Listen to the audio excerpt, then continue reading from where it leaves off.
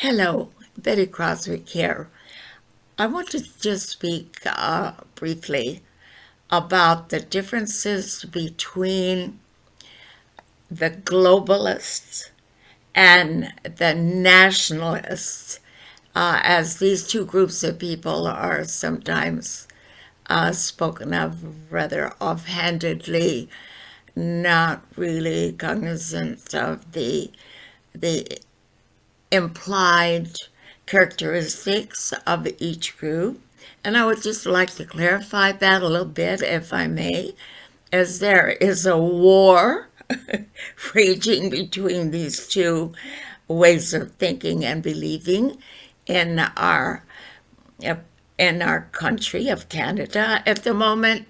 So let's clarify it a little bit according to my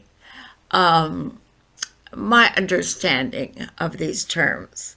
Number one, Justin Trudeau, our Prime Minister, in my opinion, personifies the very essence of what it means to be a globalist. Trudeau has had the best of everything since he was born. As a playmate, he grew up associating as a young person, young child, with only the most elite of families in Canada, of comparable wealth and prestige. As a young man, he went to the best schools. He traveled widely abroad, and visited many countries. Today, he still loves visiting foreign countries and always, not always, but often dresses in their native dress. He loves to be photographed as, being a very worldly person who can slip in and out of characteristics of a country or of a people. And that's all well and good. But because he associates primarily with his own elites, his own political and financial elites, he doesn't really understand what's called the working class. Trudeau would certainly be excused from thinking himself as a citizen of the world, primarily, and a citizen of Canada, maybe later, but not first. He considers himself a globalist, a citizen of the world. But unfortunately, this distances himself from the working class of Canada. And there is an intermingling between the middle class and the working class. The line there at the lower levels of the middle class kind of get blurred because there is movement between the working class and the middle class, or what has customly been referred to as the middle class. Okay, so he's out of touch. He doesn't know working people. He doesn't respect them. He thinks they're stupid. He and his friends think the working classes are stupid, and treats them the way he thinks of them and feels them to be. And as such, he does not, as a citizen of the world, have to recognize the working class of his own country because they're beneath his notice. He doesn't see them as they actually are, so he's very caught off guard by these freedom convoys, very caught off guard, and doesn't quite know what to do about it.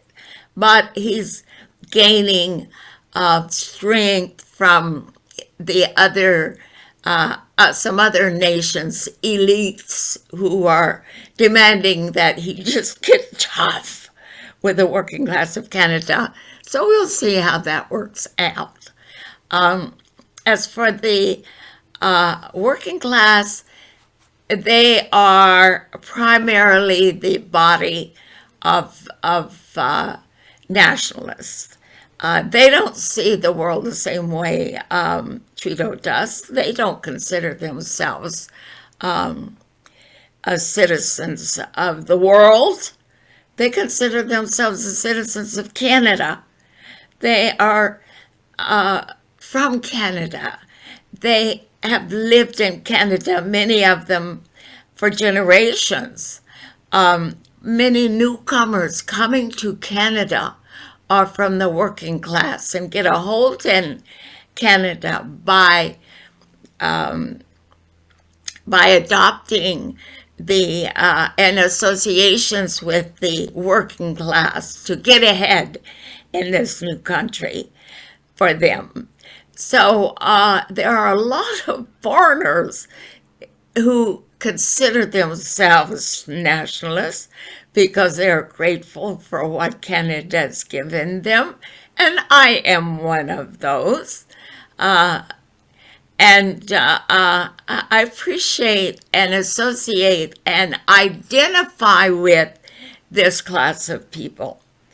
I came to Canada with my family in 1966, which was a long time ago, and escaping what I felt was unfair associations in the States at the time with the Vietnam War, which really bothered me a great deal as my own sons were involved on both sides. It was horrible. And so I appreciate Canada, and I love Canada. I do not love where Canada seems to be going with the Trudeau government. I do not love the mandates. These are anti-democratic.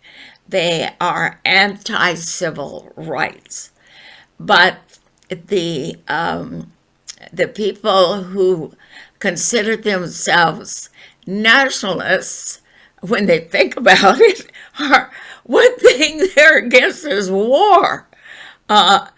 They see war and warmongering as being an instrument of governments and elitists who look upon war as a way to make money. And they know that these wars will be fought by their young, not by the elites' young, or not by the aged warmongers who are gathering a storm, are trying to work up a war in several spots in the world, or the old generals who just love to rest on the laurels of other old generals. So whatever those were, I never could figure that out. But nevertheless, the working class do represent nationalists. They know Canada. They love Canada.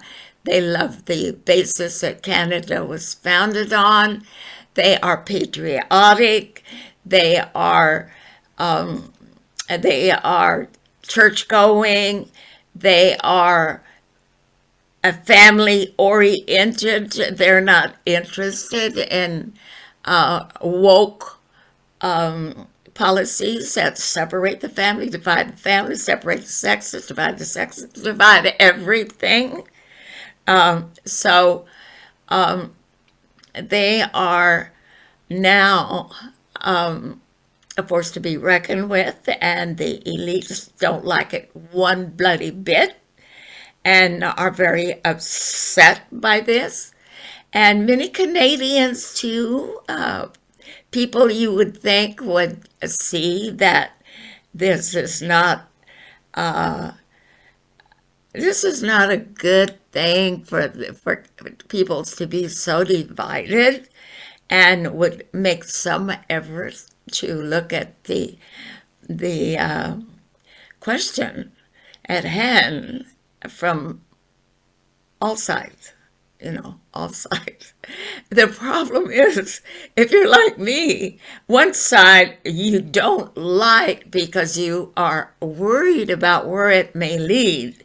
And my worry concerns that with so many people being kind of easily led into this globalism way of thinking, that we may wind up sliding into the globalist aim, which is the Great Reset, the financial, political, hugely worrisome Great Reset.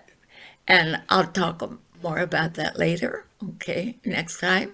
Thank you. Betty, stay well, everybody, okay? Because it's important that we all stay well. Thank you. Bye.